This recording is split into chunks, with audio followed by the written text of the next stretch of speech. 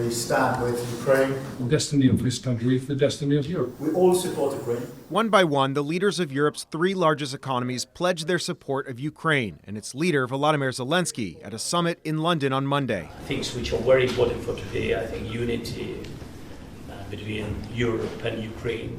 The diplomatic effort is a new show of support for Ukraine following President Donald Trump's unveiling of a 28-point peace plan last month. That proposal included Ukraine ceding some land to Russia, promising not to join NATO and limiting the size of its armed forces. It's been criticized by Ukrainian and European leaders as being too favorable to Russia. I'm skeptical about some of the details which we are seeing in the documents coming from the US side, but we have to talk about it.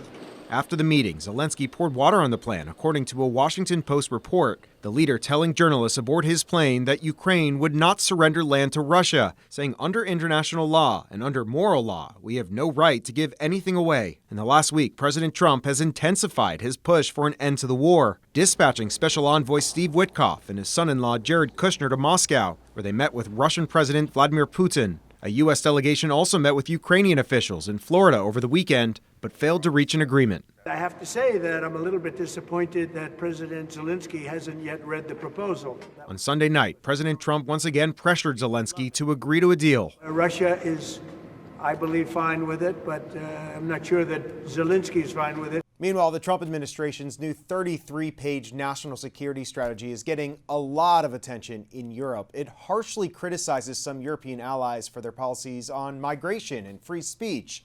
It emphasizes that European nations will need to take more of the security burden from the U.S. However, got a positive review from the Kremlin on Monday, a spokesperson saying that parts of it were, quote, appealing and in line with their vision. In Washington, I'm Evan Kozlov, Spectrum News.